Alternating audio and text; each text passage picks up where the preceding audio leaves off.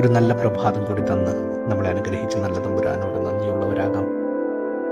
ഇരുട്ടിൻ്റെ മറവിൽ നിന്ന് പ്രകാശത്തിലേക്ക് നയിച്ചതുപോലെ തിന്മയുടെ അന്ധകാരത്തിൽ നിന്ന് നമ്മളെ ഓരോരുത്തരെയും വ്യക്തിപരമായി അലട്ടിക്കൊണ്ടിരിക്കുന്ന ഓരോ തിന്മയുടെ ബന്ധനങ്ങളിൽ നിന്നും പ്രകാശത്തിൻ്റെ മാർഗത്തിലേക്ക് ഞങ്ങളെ ഓരോരുത്തരെ നയിക്കണമേ എന്നുള്ള പ്രാർത്ഥനയോടെ ഈ ദിവസം നമുക്ക് ആരംഭിക്കാം.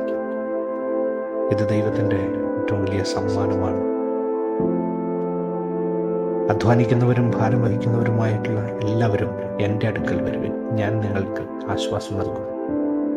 ഇത് വളരെ പ്രതീക്ഷയുടെ പ്രത്യാശയുടെ വചനമാണ്. കൂടുതൽ ദൈവത്തോടടുക്കാൻ ഏതൊക്കെ ഭാരങ്ങളുണ്ടെങ്കിലും എത്ര വലിയ ഭാരമാണെങ്കിലും അതൊക്കെ നല്ല തമ്പുരാൻ മുമ്പിൽ ഇറക്കി വയ്ക്കുമ്പോൾ ആശ്വാസം ഉണ്ട് എന്നുള്ള ഒരു പ്രതീക്ഷയുടെ വാചകം. നമുക്ക് ഈ ആശ്വാസം തേടി നടക്കുന്നവരാണ്. എങ്ങനെയെങ്കിലൊക്കെ കുറച്ച് സ്വസ്ഥതയും ഒരാശ്വാസവും ഒക്കെ പ്രതീക്ഷിച്ച് നടക്കുന്നവരാണ്. അതിനുവേണ്ടി അധ്വാനിക്കുന്നവരാണ്. അതിനുവേണ്ടിയാണ് നമ്മുടെ ജീവിതവും. ഈശോ പറഞ്ഞു വയ്ക്കുന്നു, ഏറ്റവും വലിയ ആശ്വാസം നീ എന്നോട് ചേർന്നിരിക്കുമ്പോഴാണ്. നമ്മുടെ ജീവിതത്തെ സമർപ്പിക്കാം. നമ്മുടെ ഭാരങ്ങൾ, നമ്മുടെ ബുദ്ധിമുട്ടുകൾ, നമ്മുടെ വിള്ളലുകൾ, ജീവിതത്തിൻ്റെ അസ്വസ്ഥതകൾ, ഇതെല്ലാം കർത്താവിന് മുമ്പിൽ ബോധപൂർവം ഏറ്റുപറഞ്ഞ്, ഈശോയെ, എൻ്റെ ജീവിതത്തിൻ്റെ കേന്ദ്രവും എൻ്റെ ജീവിതത്തിൻ്റെ അടിസ്ഥാനവും നീയാണ് എന്നുള്ള ബോധ്യത്തിൽ ജീവിക്കാൻ എന്നെ ശക്തിപ്പെടുത്തണമേ.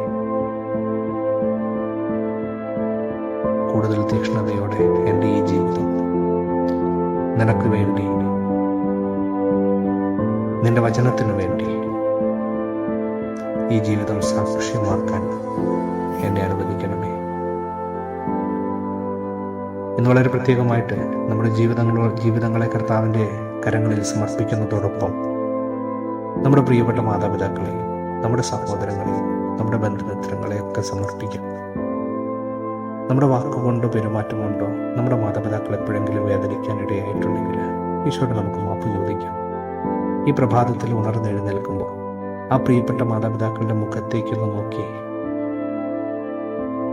അവരെ സ്നേഹപൂർവ്വം ആലിംഗനം ചെയ്യാൻ. ഒരുപക്ഷെ ഇന്ന് ജീവിച്ചിരിക്കുന്നവര് നമ്മുടെ കൂടെ താമസിക്കുന്നവരുണ്ടായിരിക്കും. സ്നേഹത്തോടെ നല്ല വാക്ക് സംസാരിക്കാൻ ഇന്നിടയാകട്ടെ. നമ്മുടെ സഹോദരങ്ങൾ, നമ്മുടെ പ്രിയപ്പെട്ടവർ, നമ്മുടെ ജീവിതത്തെ ഒരുപക്ഷെ അറിഞ്ഞോ അറിയാതെയോ ഇന്നും പിടിച്ചു നിർത്തുന്നത് ഈ ജീവിതങ്ങളാണ്. ഒരുപക്ഷെ വേദനിപ്പിക്കുന്ന വാക്കുകൾ, വേദനിപ്പിക്കുന്ന രീതിയിലുള്ള പെരുമാറ്റങ്ങൾ അവരിൽ നിന്നുണ്ടായേക്കാം. എങ്കിൽ പോലും അവർ എനിക്ക് ദൈവം തന്ന എൻ്റെ ജീവിതത്തിൻ്റെ ഏറ്റവും വലിയ സമ്മാനമാണ്. അവരെ ചേർത്ത് പിടിക്കാം, അവർക്ക് വേണ്ടി പ്രാർത്ഥിക്കാം. നമ്മുടെ ജീവിതത്തെ ഇന്നുവരെ ഈ നിലയിൽ എത്തിച്ച നമ്മുടെ പ്രിയപ്പെട്ടവരെ കർത്താവിൻ്റെ കരങ്ങളിൽ സമർപ്പിച്ചുകൊണ്ട് അവർക്ക് വേണ്ടി ആത്മാർത്ഥമായിട്ട് പ്രാർത്ഥിക്കാം. അവർക്ക് വേണ്ടി ത്യാഗപൂർവ്വം കുറച്ച് നന്മകൾ ചെയ്യാൻ, നന്മകൾ അവരോട് സംസാരിക്കാൻ, നന്മ പങ്കുവയ്ക്കാൻ, നന്മയുടെ സാന്നിധ്യമായി മാറാൻ ഈശോയെ ഞങ്ങളെ അനുഗ്രഹിക്കണമെന്ന് പ്രാർത്ഥിക്കാം. ദൈവം നമ്മെ സമൃദ്ധമായി അനുഗ്രഹിക്കട്ടെ.